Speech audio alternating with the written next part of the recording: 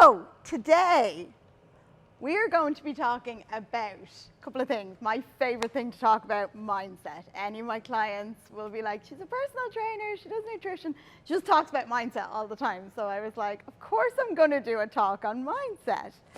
So a little bit about me before we start today. Okay, so for anyone that doesn't know me, my name is Nerissa.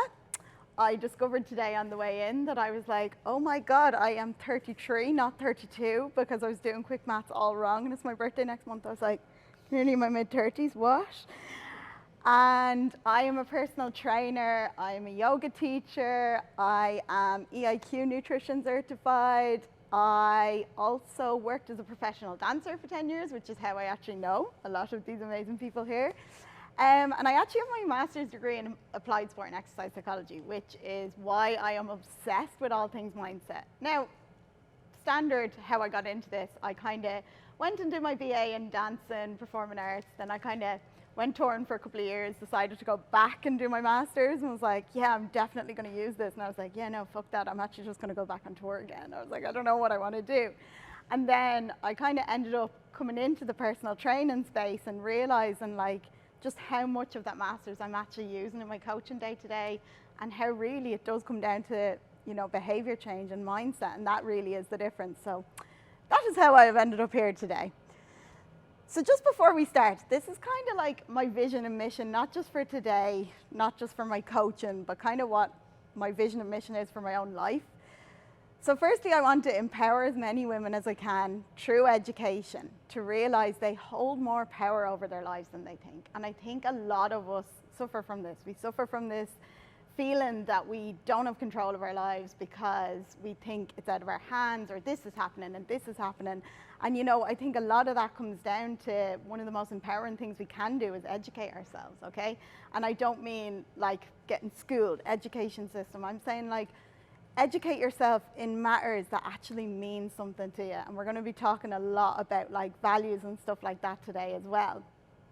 So I love this acronym, KEY, knowledge empowers you. And I think anyone who's worked with me or any other coach before will say, you know, like just by teaching us these fundamentals of nutrition and training or whatever it is, or yoga, anything, it's the most empowering thing, because then you understand you have more control over things in your life. So I think knowledge, and I know Ellen is going to be talking, where is Ellen? Oh, there, right in front of you. You're going to be talking a lot about this, like the importance of like education. Like when she told me, she was on my podcast, she told me she was 19, I literally nearly spat my coffee out and dropped the microphone. I was like, wait, what? I was like, you've done all of these qualifications. And she was like, I just am a firm believer that education, and the more I can educate other people, it empowers you to make more empowered choices, really, okay? I also want to innovate the world of health, fitness, and wellness, and kind of dancing world as well. And I think a lot of people in this space, like coming from a dancing background and stuff, can say the world needs it. I really, really do think so. In order to make it more accessible to everyone as well. I think there's so much misinformation out there online, on TikTok, on Instagram, on everything. It makes things so confusing for people. And when I have clients come to me, they're just like, I actually just don't even know where to start with things. Strip things back. Like, that's saying that if you can't explain something simply, you're not doing it correctly. Like, my job is not done if I cannot explain something to someone in the simplest forms. And I think most coaches can agree with that. And if people are flaunting stuff online, using big words and all this terminology, trying to confuse people, they're just trying to impress other coaches in the space, and they're not actually doing, you know, the people that need it a service. So to innovate that world is something as well. And then to inspire as many women as I can to realize and see the infinite power they have within them to become the best versions of themselves and live their life to the fullest. And I think all of you are amazing. Like this morning was just so magical, like, and just hearing a lot of like the cards and the things that came up, which is like, there's a lot of common themes around. And I just think, I was like, these women have like the ability to change the world. They just have to believe in themselves.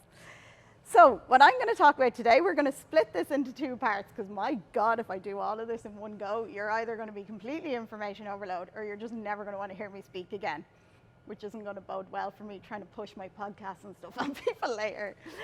So the whole first half of this talk, which is going to be a bit longer and it's going to be a bit more interactive, is how to actually effectively set goals and monitor progress. And I'm not just saying we're going to get our pens out and we're just going to write down what we want, right? Because you've probably tried that before, and by just doing that, maybe it worked, maybe it didn't. Like, writing things down is the first set point. But to actually effectively set goals, we're going to touch on a couple of different aspects. We're going to talk a little bit about things that incorporate a little bit of neuroscience, a little bit of psychology with a little bit of manifestation, but like without completely overloading you.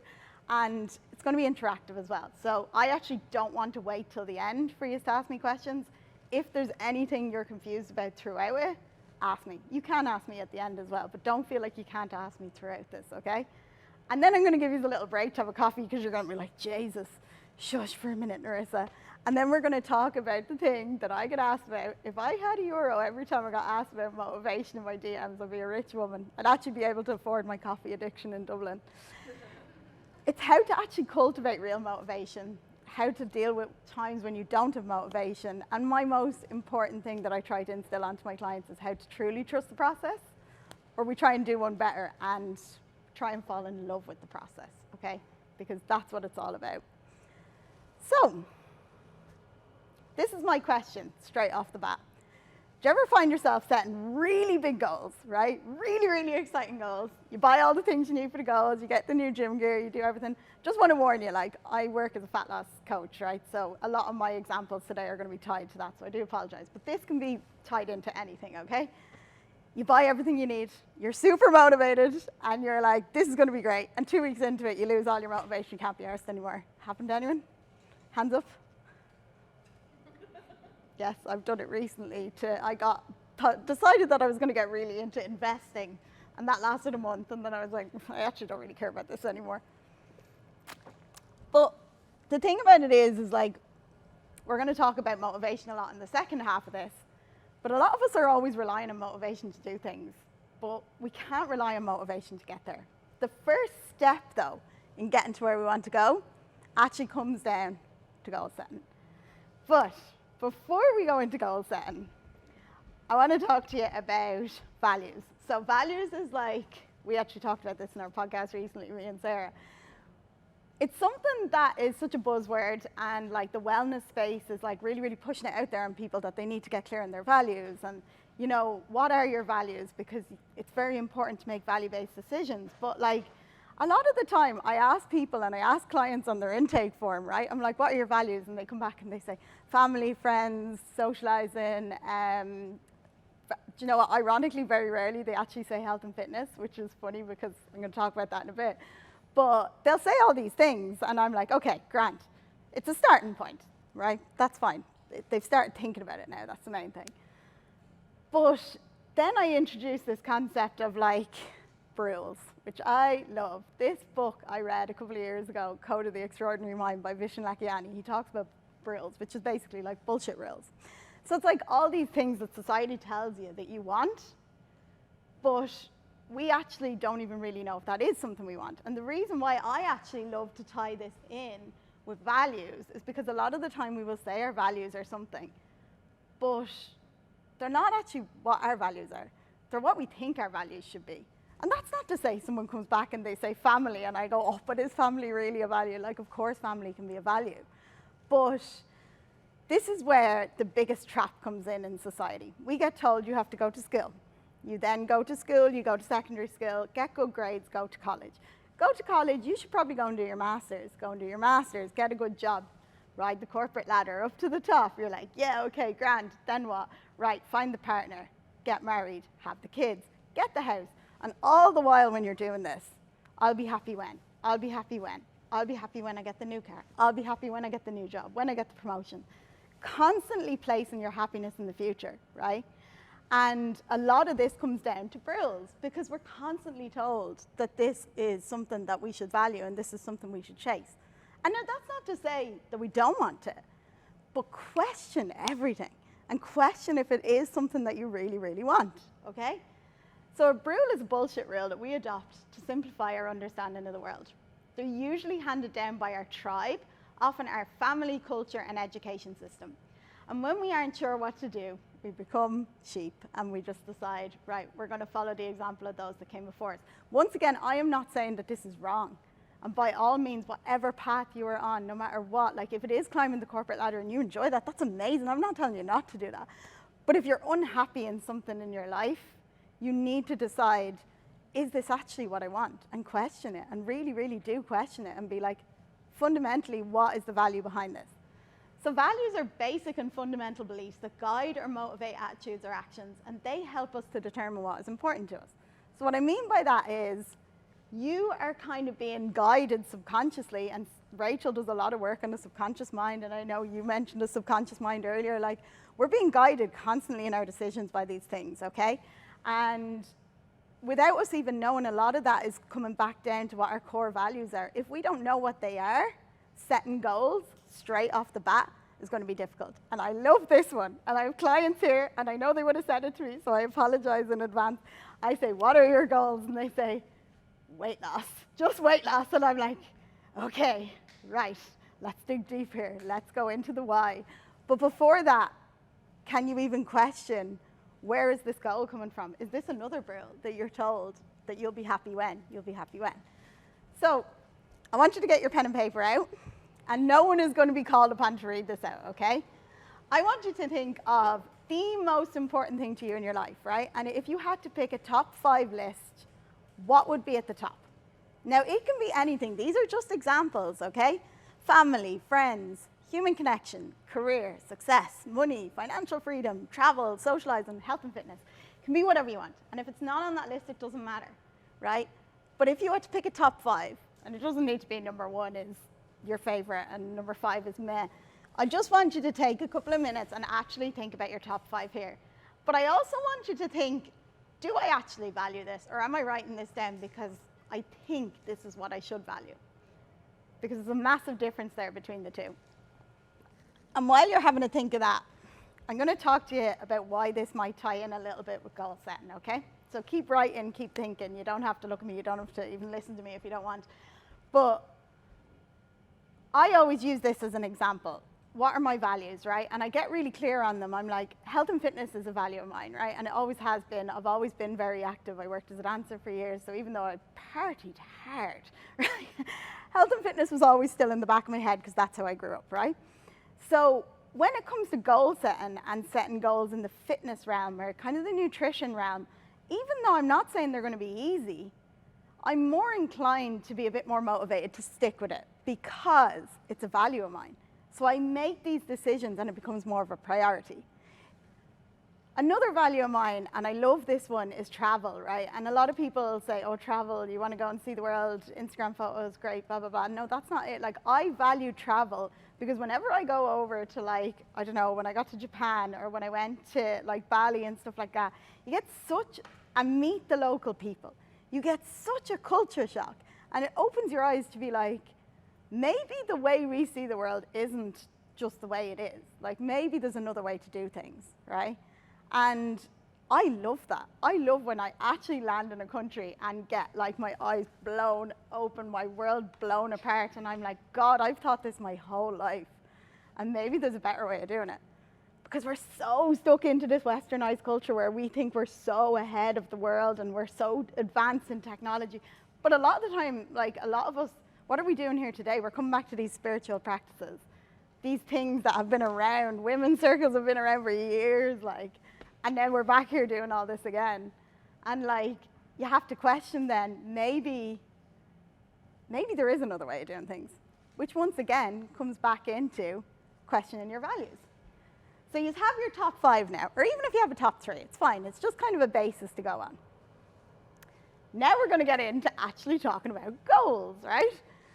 So why set goals at all? And some people are avid goal setters. They love setting goals. They love writing things down. I personally am a big fan of a vision board. And something that's really cool is I actually had this. I mean, I had no idea how it was going to happen, but I had, like, host an event, public speak at an event at the start of this year, and I had no idea how it was going to come about. So today I was very like, happened.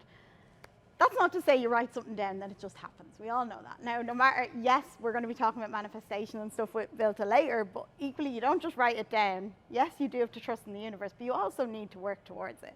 So how can we give ourselves a little bit of an oomph? We need to set goals, because goals give us a trajectory, okay? If you have no fucking idea where you want to go, right, how are you going to get there? Like, you might end up there, and sometimes you do achieve these goals without even, like, necessarily planning it to a T. But anyone that's working with me or is a yoga student of mine, I'm like, Google Maps, Google Maps. I'm always saying, I'm Google Maps, you drive the car. I decided it wouldn't be right to do a talk without mentioning Google Maps. I think I should be sponsored by them at this stage. Like, I love this example here where it says, if you were going to get into the car, I'd say you're coming from Mayo today. Shout out to the Mayo girls, right? And you wanted to get to the airport, but you needed to get to Dublin Airport Terminal 1. Are you just going to go airport? Hope for the best. Might end up in Knock, might end up in Cork, who knows, YOLO. Like, you have to be specific. I want to go to Dublin Airport Terminal 1. So you put that in. So I love this analogy of Google Maps because I'm like, this works so well with goals. Like, they need to be specific. Like, it's okay to have more vague goals in the future, but the more specific you can be about actually what you want and have a clear vision. One of you pulled a card earlier and it was something about vision for the future. Who was that? Someone had, I think it was your card. Something about a vision or something, a clear vision for the future. Was it? Something like that, but someone else had a card about a clear vision. It was something about a clear vision, and I was like, that's it. But that's it. You need a clear vision about what you want. So with that in mind, I'm going to task you with this. Now, originally this event was supposed to be in September. So it was kind of 90 days in the run up to Christmas that I was like, this is a nice time. But we're still going to aim Christmas or 90 days, right? What would you like to achieve in the next 90 days? And I want you to be very, very specific and write this down and think about it. Now, this can be fitness related, it can be career related, it can be body composition related, it can be whatever you want, right? The reason why I'm saying 90 days is 90 days is a really nice time frame, and the Huberman Lab, Andrew Huberman, he did a podcast on goal setting, and he was saying about 90 days being a nice time frame to think about what you want. I'm going to give you a couple of minutes here, but it's not too short and it's not too long into the future that you're kind of like keep pushing stuff back. But I also want you to think something you want to achieve by the end of this year, and all yous are here for a reset. So think, I want you to be specific about what you want, but also dream big. What do you want to achieve in the next 90 days? I'm not going to ask you to share this unless you want to share it, so it can be whatever you want. I'm actually loving the confused look on people's faces because they're like, wow, what do I want? Because a lot of us are afraid to actually be like, well, what do I actually want? Because then it gets real. Because then what sets in when you start thinking about what you want? Oh my God, fear of failure. What if I can't get this? What if I write this down, but I don't achieve it? Which we're going to talk about later. But I want you to really, really think, like, why do you want to achieve this goal? And more importantly, when you do achieve this goal, how are you going to feel? And we're going to talk about intrinsic motivation a lot today, which is that kind of feeling, okay?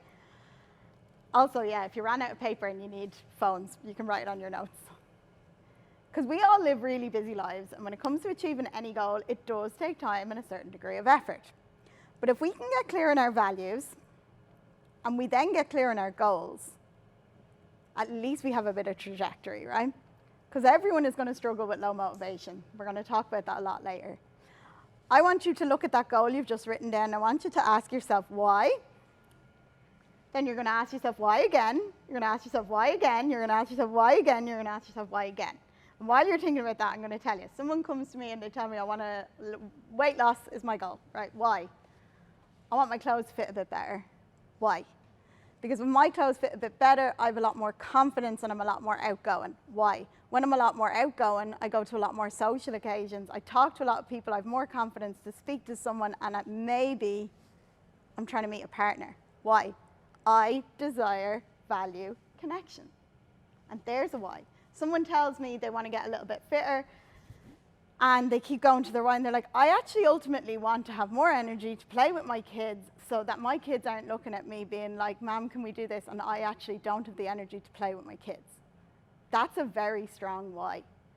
So all of a sudden, we've taken a very, very vague goal and turned it into something that's very, very meaningful to someone, that means a lot and causes a lot of feels. Because when you're setting these big goals, like, you need to connect it to a feeling. And I actually love this. Milton had to run off for half an hour and I'm raging because she was actually probably the one who took this photo. But in this, like, this was my yoga teacher training. I had one arm in this, right? I absolutely wankered my arm 2 days before the end of the course, and I had to do my examino with one arm. And I remember thinking at the time, like, okay, I have this goal, and I can either, like, throw in the towel or whatever. And I just kept focusing on that feeling of holding that certificate and being like, I did this, even though I had one fucking arm. It was hilarious. I was teaching and I was going around and literally was like this. And because I had such a strong association with why I wanted to do something, you find a way through when life keeps going, here's shit, here's more shit, here's more shit, here's more shit, because life, unfortunately, loves to throw spanners in the works. But if you have a strong why, that is the first step towards achieving your goal. It's also the first step with dealing with low motivation.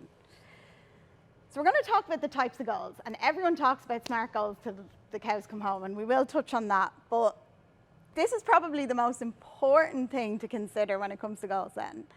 Everyone, you've just written it down, focuses on this, the outcome, what they want to achieve. I'm like, oh, I want to host an event. That's the outcome, right? And if I constantly just focus on the outcome, the event, it's never going to happen, because I'm not really going to do much to actually get there unless I focus on the process.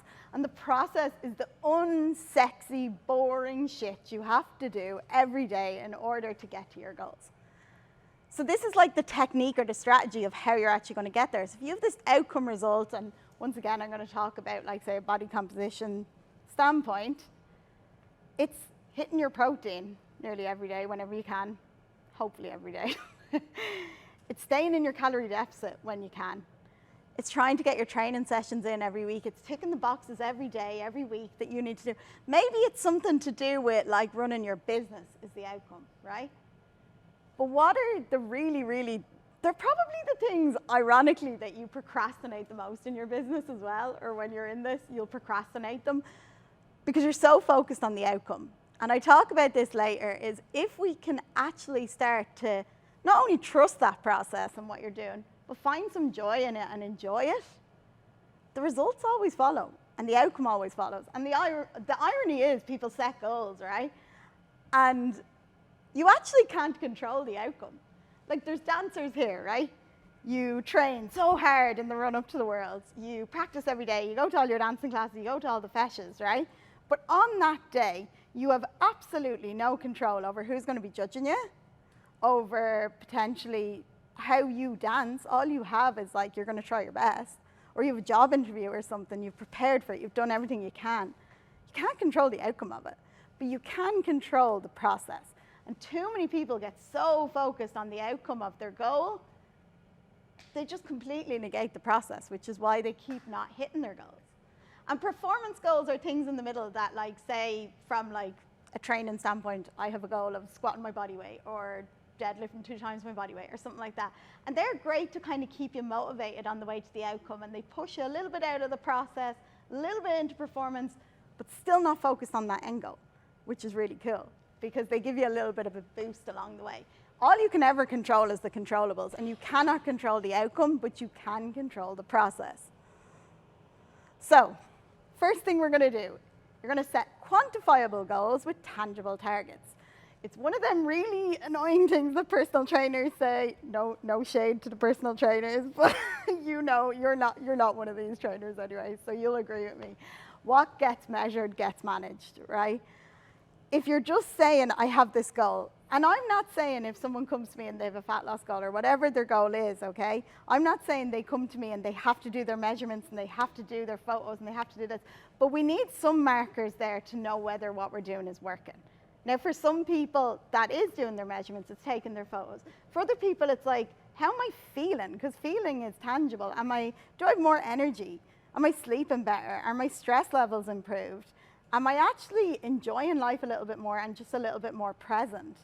And then maybe you'll start standing up for yourself in jobs, Maybe you'll start actually like putting yourself forward for more things. These are all tangible things, and then you know it's working. But you have to have something there to know whether this is working. So I want you to think about your goal now. And I want you to ask yourself, firstly, we're going to use this SMART acronym that is everywhere. There's one of them I don't really agree with, but is it specific? Look down at your piece of paper. Is it really specific, or is it very vague?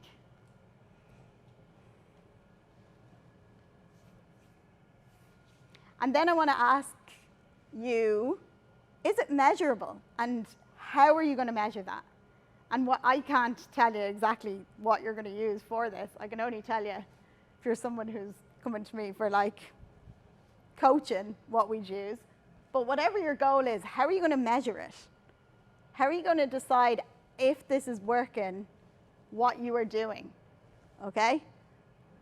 And then the third one is achievable, but like, I do say dream big, but achievable realistically. I started running only like a month ago and ran my first 5K last week. I was like, am I really going to sign up for the Dublin Marathon this week? Like, it'd be hilarious. Like, it'd be great to see. I'd go running with Shea and she'd literally just be gone. Our friend runs marathons, like they're literally 10Ks. But like, it needs to be in some way, shape or form achievable. Like, you're not going to jump from there and be like, I believe I can fly, so I'm going to fly. Like, I'm all for self-belief, but within the realms of it being realistic enough, we'll say. But also you need to dream big, because I love this, the plane. Like, I always just think it's like one of them amazing things in life that I was like, there was people in this world that had a vision that we could fly. Now, we all get on planes every other day and we don't even think about it. But at one point that was massive, like huge. There was people there that were like, I actually believe that there's these big, massive things that are going to just go up in the air and take people from one country to the next. That was unheard of at the time. So if they just stayed within that realistic thing and that achievable thing and didn't branch out, we'd never have that. Same way, actually, we wouldn't have the Harry Potter books, because she got turned down like 12 times before she got a publisher. So I always am like, she dreamed big as well. And the last thing is time-based. And as I said, I really like 90 days for setting a goal. But I also believe that you should have short-term goals, maybe like a month. Medium-term goals, that 90 days maybe. And then long-term goals have a year. And then I like to do 5 years as well. You don't have to do them now, but I'm saying when you take this away, it'd be something I do. The last thing here is a little thing I do with my clients. And it's a little thing called if and then. So if this happens, I'm going to do this. So a good example of this is if I have a nurse who's doing a lot of shift work, and they say, oh, every time someone comes in with like the big thing of donuts, and I've done 12 hours of the shift, and I'm so tired, and I just don't care about my goals anymore. If they do that, then I have a load of actually like snacks or protein bars in my cupboard thing that I'm going to go to, right? That's just an example, but it's putting things in place for when shit doesn't go to plan. And that can really, really help you when you feel like the world is against you with your goals sometimes, which sometimes it can be, but you need to stay the path. The next thing I am forever going on and on and on and on about is proactive self-compassion and delayed gratification. So we have gone so far, in my opinion, into the self-compassion realm that it's nearly gone, in my opinion, a little bit too far sometimes, because people are sacrificing everything for the sake of YOLO, right? And there needs to be some sort of balance there. If it's something you really want to achieve, and like what I'll use here as an example is you're going to go through periods of your life where you just have to, like, I know that phrase is really funny, but head down, arse up, just do it. When I launched my business, it was 6 months I worked every single day. Now, I'm not recommending it, and I'm not recommending people not taking time to rest and rejuvenate, but sometimes you're going to go through periods like that, and if I kept pressing the fuck it button and just saying YOLO, I wasn't going to get to where I want to go. So it needs to be some sort of proactive self-compassion. And the easiest way you can do that is in any given situation, ask yourself, what can I do now that my future self will thank me for? Right, so before I go on, does anyone want to take a little drink, go to the toilet, ask some questions? Maybe stand up, walk around for a second, because I've been talking for a little while and the heat is on. Go on, go for a little walk. 2 minutes, I'll time you. So as I said, what can I do now that my future self will thank me for in any given situation? And the easiest way to practice this is start incorporating delayed gratification. So what's delayed gratification? It basically means resisting the temptation of an immediate reward in anticipation that there will be something better later on, okay? The opposite of this, instant gratification, it's snoozing the alarm, it's scrolling on social media when you're supposed to be doing your stuff for your exams, it's pushing things, procrastinating, things like that, reaching for, are you all peeing? Oh, I'm sorry. Are you okay? I'm just aware of the time, okay. Hey.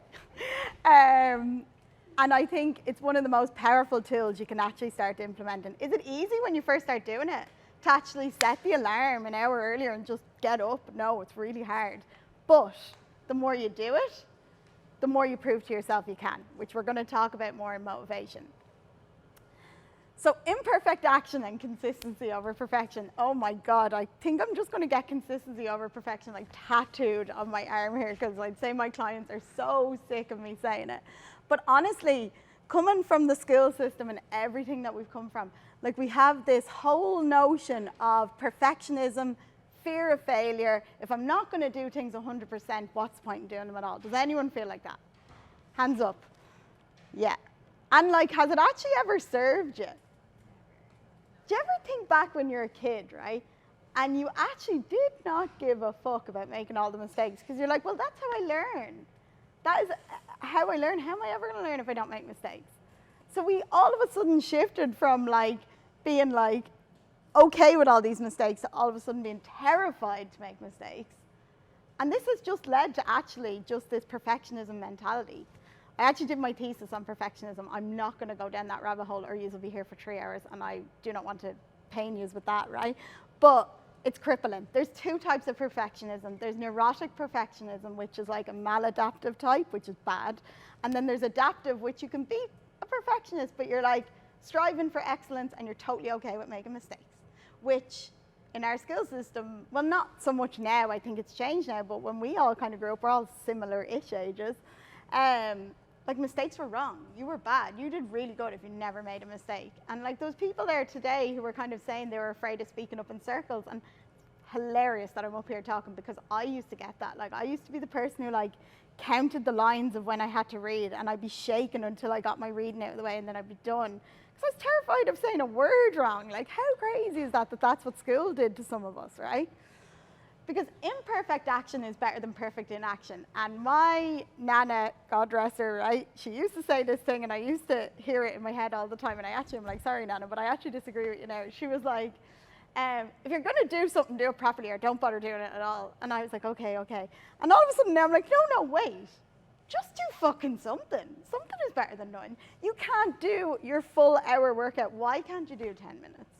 You can't go to the gym today. Why can't you go for a little walk? But we go, if I can't do it perfect, I'm not going to bother at all. Because when we come back to motivation, action breeds motivation, and motivation breeds action, right? So you have to do something, no matter how small. And it's about shifting from that all or nothing mentality to always something. And I will tell you one thing, I will hold my hands up. This is the thing I struggle with most in life. I am a neurotic perfectionist, true and true. If I send, my favorite WhatsApp feature is the fact you can edit things. Has anyone noticed that lately? Anyone else do that? I edit typos because it actually, I'm like, I can't look at that. Or I will send the little asterisks and correct myself when I do your and you are. I'm like, oh God. And I'm like, stop it. You are literally the definition of not practicing imperfect action. Because it is, like with any goals, it's going to be your consistency over time. It's not what you do today. It's not what you do just this week. It's going to be like what you do over the next couple of weeks, over the next couple of months, over the next 90 days. And then you'll get to a point, something like this moment, where you'll just be like, holy shit, I did it, and that's fucking class. And like taking stock in that. But that will only happen if you stop thinking that it needs to be perfect to start. All or nothing to always something, no matter how small. Morning routines. Anyone with kids, look away. You're like, my morning routine involves keeping a human alive, okay? Or in our case, like keeping ourselves alive, okay? But you need to do one thing every morning that reaffirms your goals. Now, everyone is thinking about the influencers, and they're like, I get up at 5 a.m. and I make my bed, I do that. And I'm like, you probably do that, maybe, but then you go back to bed. I was like, come on, let's be real. But I'm talking about the importance of this with regards to the subconscious mind, right? That these girls love. It's so powerful. And if you do one thing in the morning that reaffirms your goals, you are more inclined to carry out behaviors throughout that day that align with your goals, but you also do it with less decision fatigue, which means maybe you park a bit further from the door in the supermarket, maybe you take the stairs instead of the lift, all because you did maybe a couple of squats while you were waiting for the kettle to boil in the morning. And I know I've had clients who do like some push-ups and stuff like that, something just small in the morning, because then throughout the day, you're more inclined to carry out behaviors without actually overthinking it. Without it becoming an effort to do it, you're actually doing it on a subconscious level, which once again ties back to the power of the subconscious mind. So if you slay the morning, you will actually be more inclined to slay the day. And that's not just from a like, woo, me going slay the day, slay queen. I'm actually saying on a like psychological level, like it actually does work. And again, people with kids are going to be like, shut the fuck up, I sleep when the kids sleep, okay? But if you do have control over your sleep, it is probably one of the most overlooked facets when it comes to behavior change, right? Because if you're not getting enough adequate quality and quantity sleep, you are going to struggle to do the shit the next day you need to do, okay? Because let's be real, who the fuck makes a good decision when they're tired? Anyone here? I'm a different person when I'm tired and hungry. Like, everyone's like, you're so positive and all, and I'm like, I'm horrible when I'm tired and hungry. Like, I'm literally a gremlin. I'm like, two things. I was going to say I'm an overgrown child, but not really that overgrown.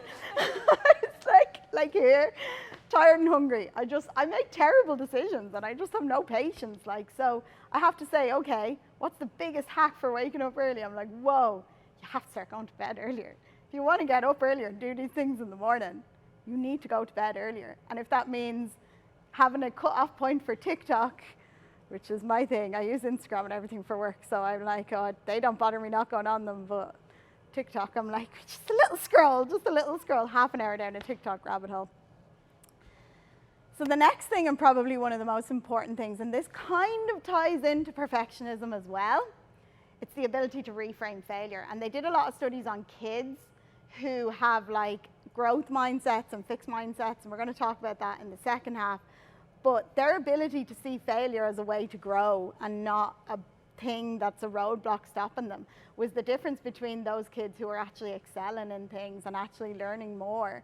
And it was their ability to reframe failure. Because I get asked all the time, what do you think is the biggest barriers to people achieving their goals? Whatever realm you're in, like, I go two things outright, and it's not what you think. They quit, they give up. Because you only ever fail if you give up. Like, if you keep trying and knocking on that door, eventually something will happen. So you quit is number one, you give up. The other thing is they literally have no patience. And I'm someone who wants everything done yesterday, and I literally have no patience either. I'm like, go, go, go, very high energy, typical Scorpio. But equally, like, having patience and ability to trust the process, trust the universe that it is going to work out if it's for you, while tying failure into being an opportunity to learn and grow is amazing. Like, and everyone, okay, we were lucky that this event was a huge success, but if this went absolutely tits up, I was doing this and I was like, well, if it goes to shit, you should really practice this. What did you learn? What can you do differently? And the only time I actually, and I never give out to my clients, like I never do, I'm very compassionate, right? The only time I get a little bit, we'll say, stern with them is when they have a terrible week, right? Everything goes tits up, and I go, what's the plan for next week? And they're like, same as last week. I'm like, but it didn't work last week. And if you keep entering the week with the same plan and setting the same goals, but like not really changing how you're going to approach it, then the definition of insanity is doing the same thing over and over again and expecting different results. Like, so you have to think, if things didn't work, what can I learn from it? And as I said, like, J.K. Rowling was turned down by 12 publishers before finding success. So we often think that, like, we try something once and we do it and it doesn't go to plan. And we're like, that's not for us.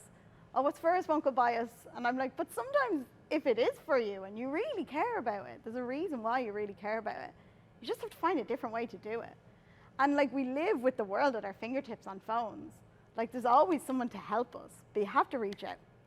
So the last thing I'm going to talk about before I get you to take a little break and have a little coffee is you need to own your decisions, right? And this is probably one of the most empowering things I did, because I used to play the blame game with life all the time.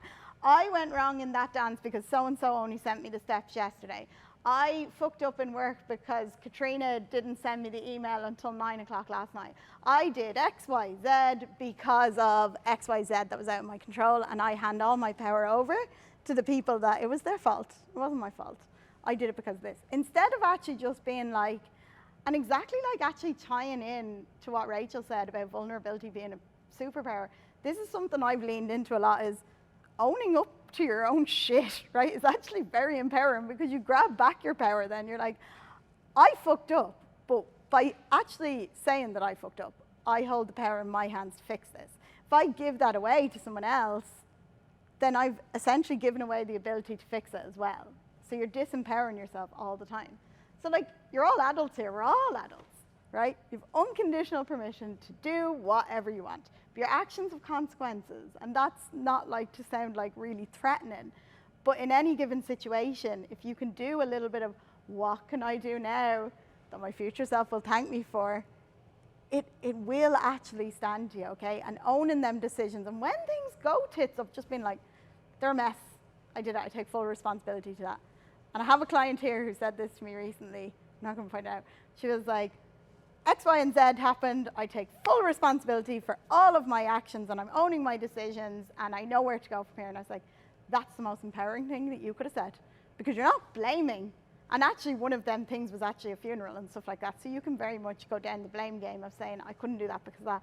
They're like, I still did this, this, this, this. I accept where I am. And because I accept where I am and my decisions, I know I have the power to take this further, where I need to go. The final forming of a person's character lies in their own hands. And as I said, one of my missions is to empower people to realize that they have a lot more power than they give themselves credit for. And I hope you end today feeling like you have a little bit more power. Any questions? No? Does everyone need a nap yet? Oh, yeah? You know, the way you were saying, how do you change your way of thinking from, do you know, when you're setting goals and you're constantly trying to get to that next thing, I'll be happy when.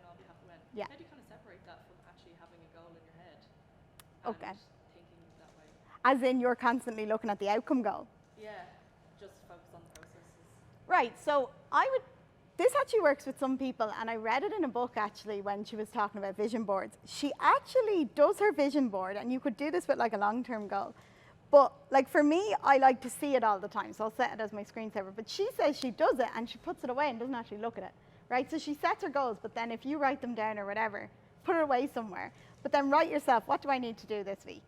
Okay, what do I need to do this week? And you just tick off the little boxes. And something we're actually going to talk about in the next part is self-efficacy. And that's that ticking them boxes every week and how that builds motivation. And a lot of the time then, the more you can kind of do these little things every week that build you up every week, and you improve your self-efficacy every week, sometimes you actually completely forget what the goal was. I have a client, and she started with me back in October, and she was like, I want to be a size 8, right? And I was like, okay, Grant, that's your thing. We'll write it down, but we'll forget about it. Let's focus on the process, right? What do you need to do every week? What are the little milestones we're going to focus on? All of a sudden, it was a couple of weeks ago, she goes, I've started buying size 8 clothes, and I actually completely forgot that was my goal. And she was like, and I'm not happy because I am that size. I'm happy because of the things I implemented and the journey along the way. So it's about finding them little nuggets of joy. And yes, the process can be boring, but sometimes then performance goals in between. And noticing, like, a lot of the time, I know I keep coming back to these examples, but like, when people are like, I'm going to be really outright here, is like something that moved me a lot was someone was like, I had sex with my husband with no clothes on for the first time in probably 5 years, right? That's, you could say, kind of a process goal. It wasn't a marker, like, and it wasn't a goal to begin with, but it was something that happened along the way, and then she started trusting the process a little bit more. And when things like that start happening in your life, I think it can be a little bit of it takes away then from having that thing just in your line of sight. Because there's a time and place to be constantly focused on it. Like this week, Mum started asking me something, and I was like, whoa, if it's not to do with the event, honestly, it's over my head. I haven't a clue. I was like, all I'm thinking about is the balloon wall, and I was like, I can't think of anything else at the minute. But so you will have tunnel vision. But then for like big goals, it is good to sometimes write them down, be clear on it, but then actually just put it aside. Some people have to do that. Some people need to focus on it all the time. I'll put my vision board as my screensaver. Other people need to write it down and then just put it away and actually just be like, right. And then along the way, they start falling in love with the process somewhere. It's good. That's a great question. But I think what I talk about in the next part is going to tie in a bit more to it as well. Any other questions? My mouth is so dry. It's like, nah. Okay, we will take a little break for like 10 minutes and come back, and I will try and fly through the next one. We're going to talk about motivation, which I think everyone wants to talk about.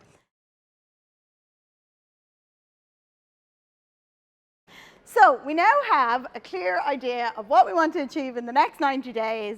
We have an idea of what we need to do and the little actionable steps that we need to take in order to achieve them goals, and the little things like along the way that are going to help you.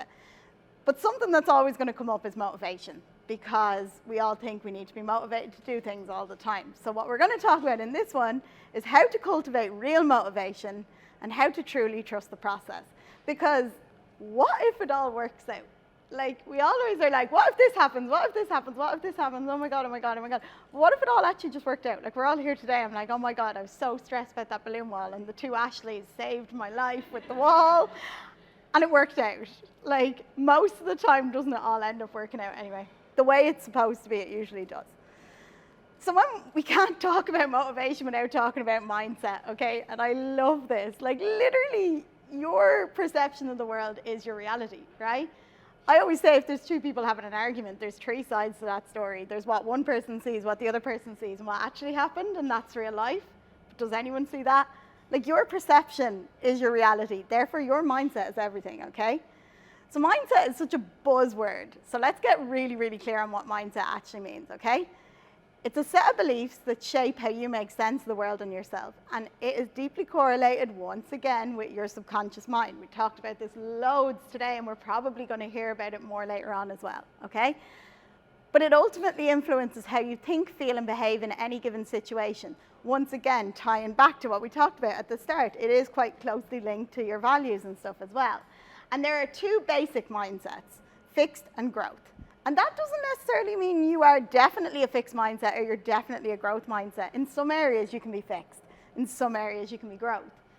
But fixed is like, I am good at something or I'm not. What ties in here? What did we talk about before? Perfectionism. I'm good at it or I'm not. Like, a lot of dancers here, okay? We get very comfortable in doing the shows we know and the things we know because we're good at it. But then, what if we actually just tried to do something else? You try to do it once, you try anything in your life to do it once, and it goes, like, you're just like, oh, I'm not good at this. But like anything worth having in this life, like, it took a bit of time to get there. So you need to lean into that growth mindset and realize that, again, challenges do help you to grow. And it comes back to that, reframing failure that we talked about. Did you ever look at some people and be like, oh my God, how are they so motivated all the time? Do you have anyone online that you look at?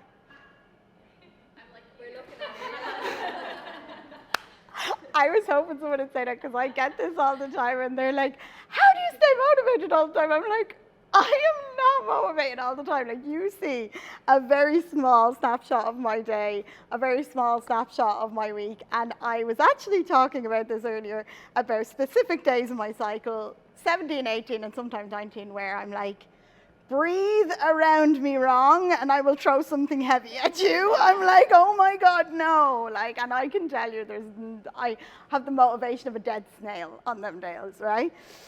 But a lot of people, they fall into the narrative then of telling themselves, like, because they see a lot of this falsity online, that they start thinking like, God, that person's so motivated. Like, maybe I'm just someone who's not very self-motivated. Have you ever said that to yourself? Ever been like, I don't know, I struggle to be a bit self-motivated. And like, a lot of us say that, and a lot of us say that in different areas of our life. We're like, you can be really motivated in one area, but then really, really struggle in other areas to get motivated there. And actually, that ties a lot back into what we were talking about in the first one again, values. And that's why you might struggle in some areas to achieve goals in certain areas. In other areas, it's actually quite easy for you because you're like, oof, Well, I know I can achieve that. Now, the reason for that is self-efficacy, and we're going to talk about that a lot today. So motivation is an internal state that propels individuals to engage in goal-directed behavior, right? That's what it is. But what it's not is a constant state. It is a journey. And people are like, I told you earlier, if I got €1 for every time I get a message on Instagram every week saying, I'm just not motivated, how do I get motivation? I was motivated, I've lost motivation, how do I get it back? And I wish, like, I really, really wish I had this pill. Like, if the pharmaceutical industry could jump on board to this, I'd actually get on board with it, just be like, there's some motivation. Take it, and you're like, yes, I could tackle the world. But no. And Mel Robbins has a great quote, and I love her. I love her with anything to do with motivation because she's so blunt, right? She said, motivation is garbage because it's never there when you need it. And that's the truth. When you actually need motivation, it's never there. You're like, how do I get it back? How do I find it? How do I look into the distance and be like, come back, motivation? And there are a lot of things, like, and a lot of people that are going to help you. But seeing it as something that you have to rely on is going to be something that you're really, really going to struggle with if you're just relying on it, okay? So one of the best kept secrets that Instagram and all the fitness heads don't want you to know is that no one's motivated all the time. I'm not motivated all the time. I would consider myself to be someone who is quite self-motivated, but I'm not motivated all the time. And it's another one of them things the personal trainers say that, like, irks me a little bit, but there is a little bit of truth in it. Sometimes it does come down to a little bit of discipline over motivation, right? And we're going to talk about that, not in regards to Drill Sergeant David Goggins' discipline. I'm talking about self-efficacy, which is going to blow your mind when you see motivation from this point of view. Because if you just do things when you feel like doing them, you're never going to reach your goals. And I hate to say that. It's the things you do when you really, really don't want to do them are usually the things that actually inch you way further to your goals. And also you prove to yourself that you can do it when you push yourself to do it when you don't want to. Because motivation is a paradox, and I absolutely love this, right? Because everyone thinks that you have to wait for motivation to start something and that's going to breed action. But actually, action is what needs to come first. Because action breeds motivation. Motivation then breeds more action. Action breeds more motivation. And it's cyclical, and it goes round and around and around. But you have to start somewhere. And the other thing, and I often find this when I onboard clients, is like, you need to meet yourself where you're at in life at this moment in time. Because people will come to me and they'll be like, okay, I want to get into health and fitness. What have you done over the last few years? I actually haven't done anything. I've been working a sedentary job the last 5 years. My step count is probably about 4,000 or 5,000 a day, and I haven't done any training. But yeah, I think I'm going to train 6 times in the gym a week. I'm going to have a step count of about 10 to 15,000, and I'm going to do, and I'm like, whoa, right? You're going from 0 to 100, right? No wonder you're going to burn yourself out and lose motivation in 2 weeks. Lower the bar. And I don't mean this to be like, make it piss easy for yourself, right? But lower the bar to entry. Because if you lower the bar and someone tells me they haven't done anything for like X amount of weeks or whatever, can we do 3 workouts for 30 minutes? If you've been doing 5,000 steps a day, can we do 6,000? Right? Again, coming back to that goal setting and then process goals that are within reach, because what I'm going to keep talking about today is when you achieve all these things, then the only way is up, and you increase your belief that you actually can achieve it. But if you have the bar here, maybe you hit it for a week or 2, but then you know yourself. Anytime you've done this, anytime I've done this, thrown myself into something, I've burnt myself out in 2 weeks, and then I'm like, oh, I don't want to do it anymore, right? Has that happened to anyone? Yeah? Preach, preach. So that's the first thing, is we need to stop waiting for motivation to strike to start something. We need to actually just do something, no matter how small. Right, no one is coming to do it for you. But, oh my God, ask for help along the way. Like, literally, I love this little thing. Like, she would have never got to the top of that wall if it wasn't for all these people helping her. But if she just waited for them to push her up, she wasn't going to get there. She had to do some work herself. You have the world at your fingertips, and you have all the best coaches in the world at your fingertips, right? But I love this. I actually said this to a client recently, and it's kind of stepping away from my Google Maps analogy. I'll give you the hammer, but you need to decide where to drive the nail. Everyone wants to help you, and especially in spaces like this, I cannot express to you how much that everyone here just wants everyone to achieve everything, because there's no scarcity mindset and things like this. Like there's enough of everything to go around, right? And if you're in a space where you're made feel like there isn't enough to go around and people don't support you, and you do, I hate to say it, right? But when you get older, you do realize sometimes there's people in your life that when you tell them something amazing, they nearly belittle it. Has anyone had that?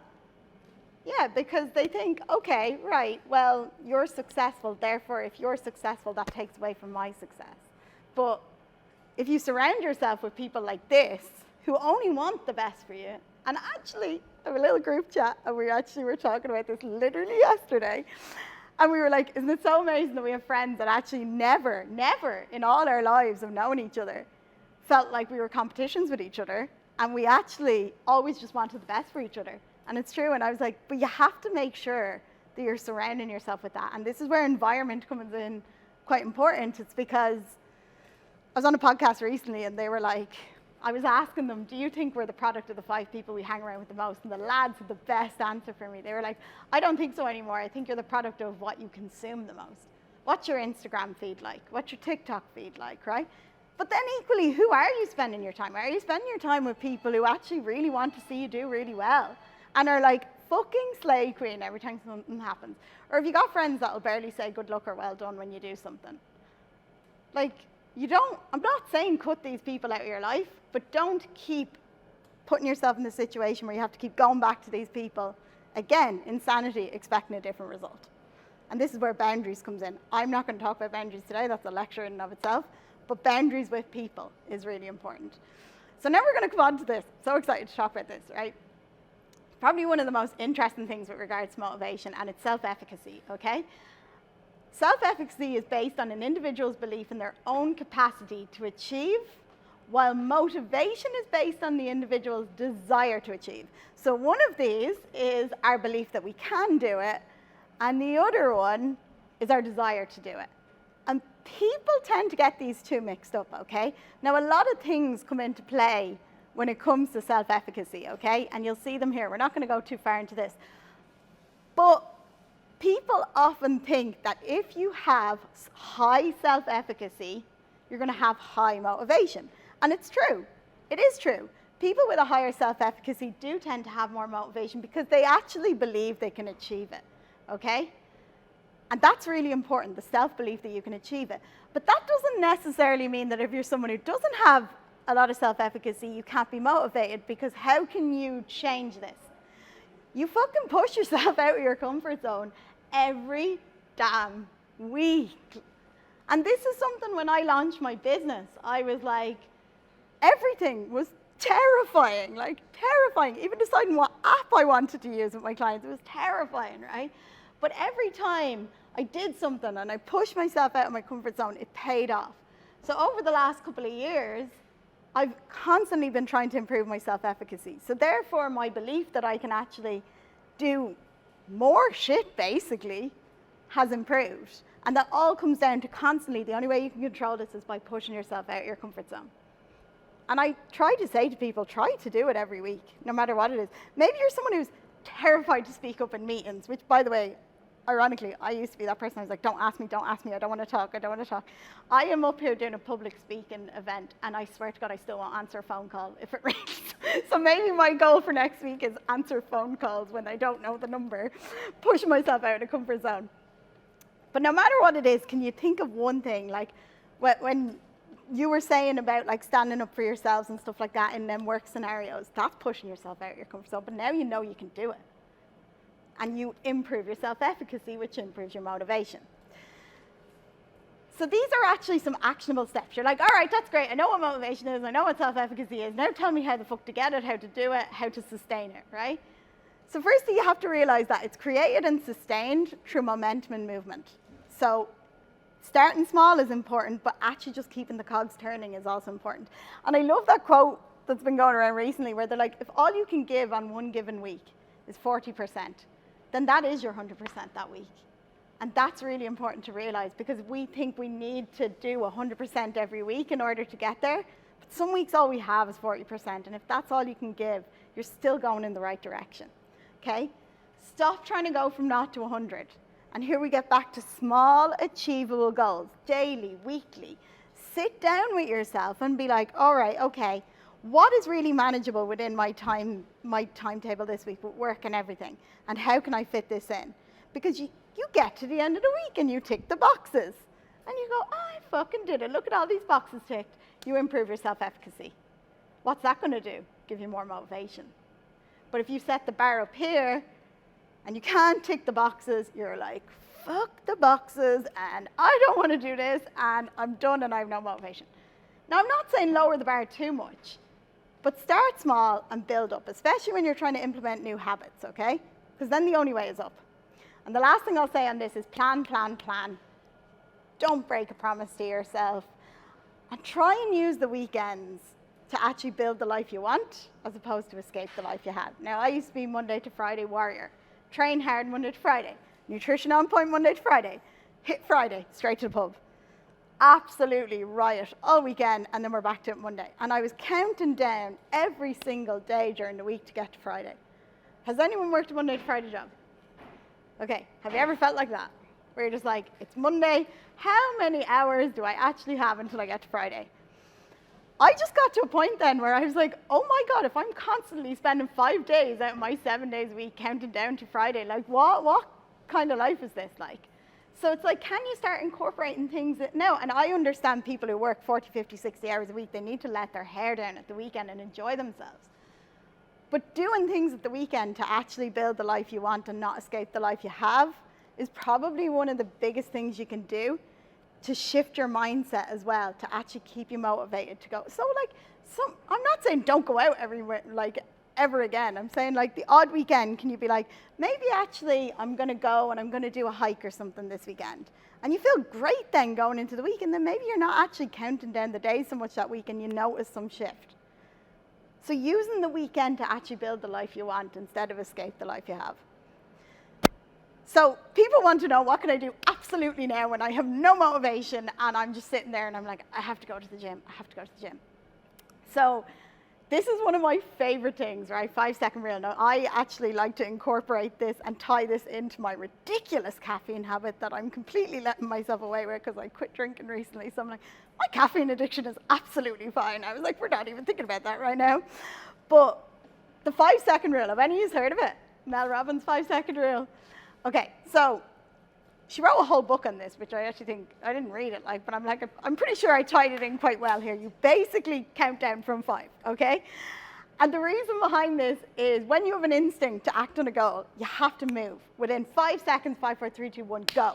And just go, right? Because, do you ever notice you're like, I am going to do this. I'm going to go to the gym. I'm going to go for a walk, whatever it is. And then you're like, well, maybe if I go later, then I can actually do that, and then I can pick up the dinner there, and maybe I'll do this first. And actually, I need to do a wash, and already you've talked yourself out doing the thing that you said you were going to do, because your mind is like, I am going to implement some, like what we talked in the first half, instant gratification things here to put the thing back, right? So I love to tie this to coffee. I'm not recommending it. I'm recommending the 5, 4, 3, 2, 1. But me personally, right, I recently started running. I despise running. I hate it with every fiber of my being. I love weight training. I love yoga. I love walking. To get myself out the door and to do that, it doesn't take a lot, but I hate running. So for my clients, because I love them so much, I said, I am going to put myself in a situation where I have to do something I really hate.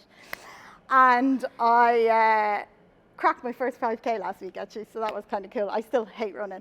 But something I had to do was I really had to implement these things. So it was good study, actually, for this, because it forced me to actually implement some of these things. I would get up, and I have to do it first thing in the morning if I don't enjoy it. And I literally was like, right, have my coffee. Sarah's going to kill me because she's a specialist in gut health. And no, I hadn't had a breakfast. I just had water and coffee. She'll let me off this one time. Just for the runs, I have to do it. And I literally put the coffee down and I go, 5, 4, 3, 2, 1, go. Out of your head, into your body, out the door, and I have the keys in my hand, and I'm locking the door, and I'm moving before I give myself time to be like, I don't want to do it. And then I'll be like, maybe I'll go later. And actually, no, I might just have some toast, and then I'll just scroll on social media. You've talked yourself out of it. So in the moment when you have to do it, 5, 4, 3, 2, 1, procrastination kills productivity. And I'm not here to be one of them people, grind harder, grind harder. I'm not. But like, if it's something that's really frustrating you that you're struggling to implement, that does come in handy. The other thing is tell yourself you're going to do it for 10 minutes and see how you feel. like, I always say to myself, like, I'm someone who likes distances and stuff as opposed to time, and I like weights as opposed, a lot of stuff like that. So for me, I'll be like, I'm going to do 1 kilometer, and if I still am screaming out in my ears that I want to stop this, I'll stop. But I'm going to do the first kilometer and see how I feel. Most of the time, you tell yourself, right, the college thing, you need to start, do it for 10 minutes, right? If you still are like, fuck this, I don't want to do this, then stop after the 10 minutes. Give yourself unconditional permission to stop after 10 minutes. You've tried. Most of the time when you actually start something, it's the hardest part, because I was in that 1 kilometer and I was like, I still hate this. Oh, but feck it, I've done a kilometer, I'll keep going. And that's the day I cracked my 5K, right? Still hate it. But anyway, my friend's like, 10K now. I was like, whoa, no. But it comes back to that thing again about starting something small, all or nothing to always something. It's one of the most powerful things.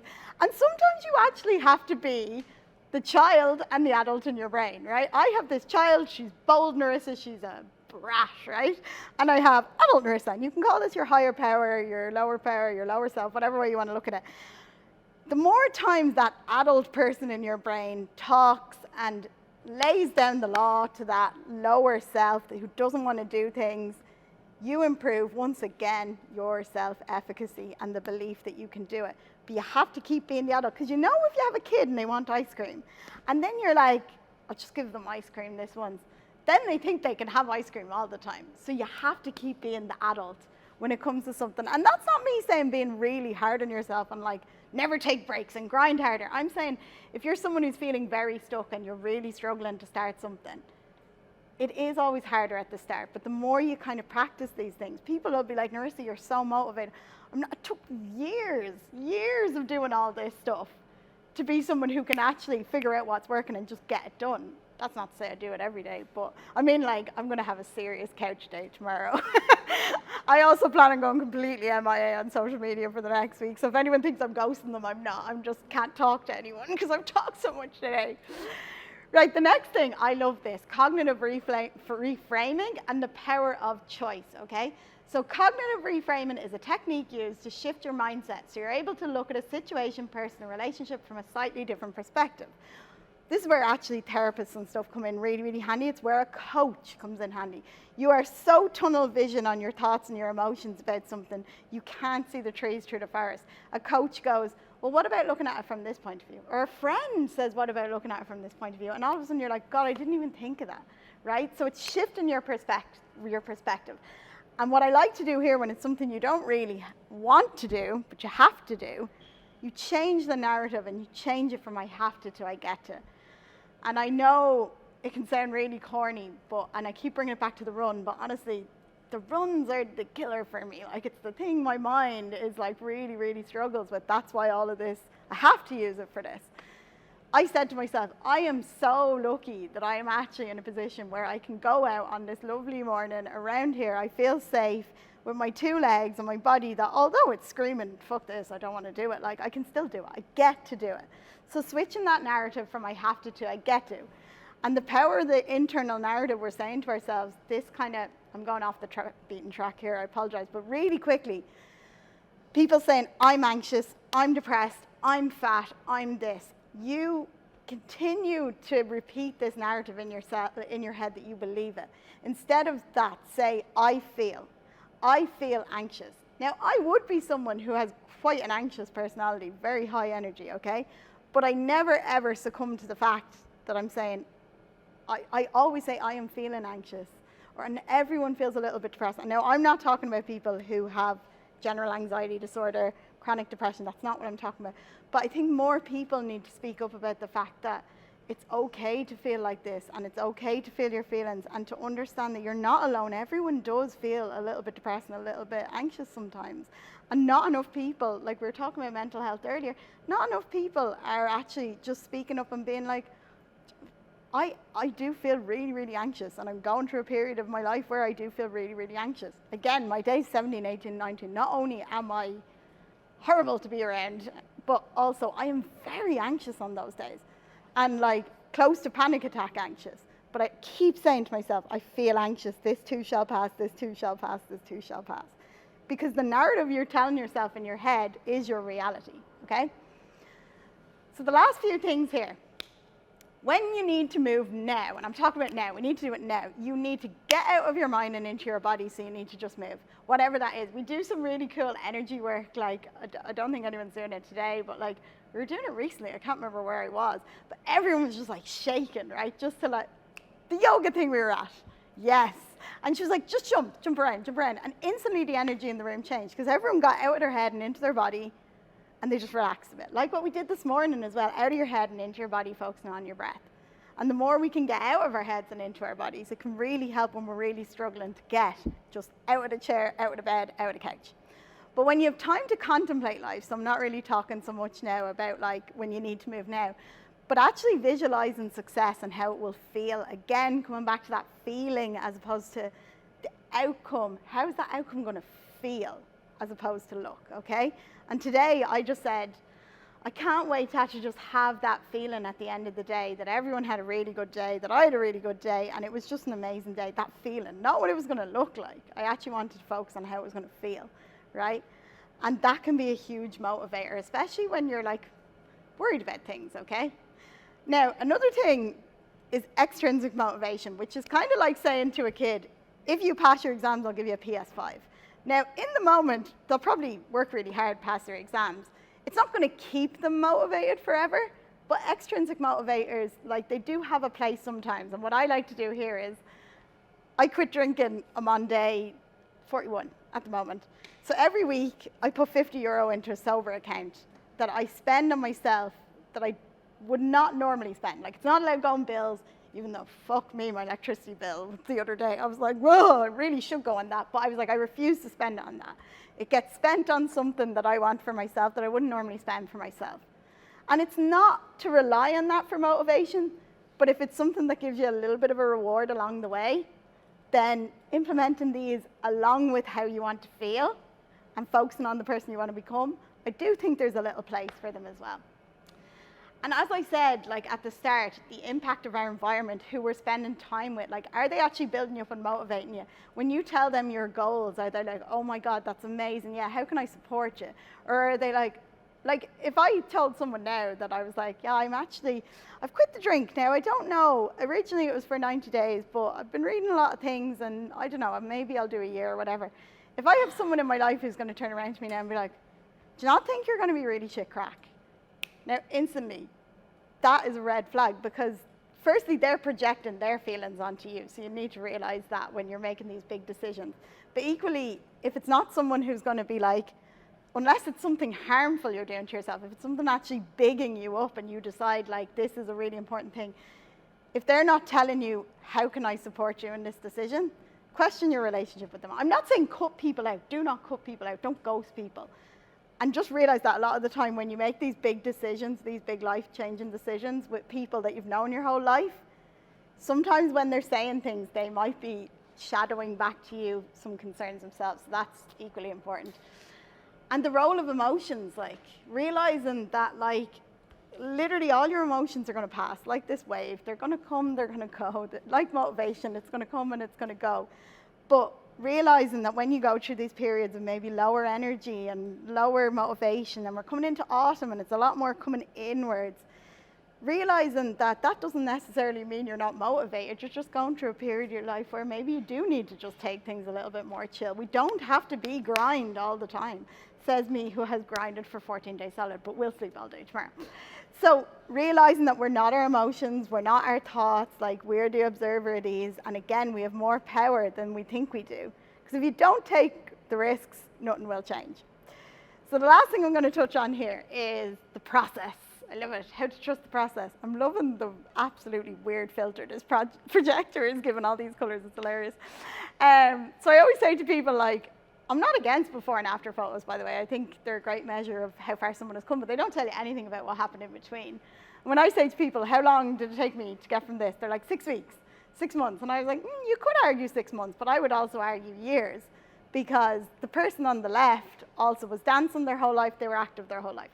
The only reason I'm pulling this up for you is because people look at things like this online, and this is what deters them from falling in love with the process, because this is just once again highlighting an outcome, right? But from point A to point B, a lot of things changed. and it was lifestyle factors. And actually, I just kind of fell in love with the process of it. But that didn't take 6 weeks. It didn't take 6 months. It took years, okay? And it's again coming back to that thing that we said at the start. I'll be happy when? I'll be happy when I get the fiance. I'll be happy when I get married. I'll be happy when I have kids. I'll be happy when I have the house. Okay, now I need a promotion. Now I need more money. Now I need another new car. If you keep placing your happiness in the future, it's impossible to fall in love with the process. Can you find the little bits of joy every single day in anything you're doing? Because then you actually do, over time, realize that along the way and taking stock of all these things, you're like, oh, wow, I think I'm actually just really, really enjoying life right now.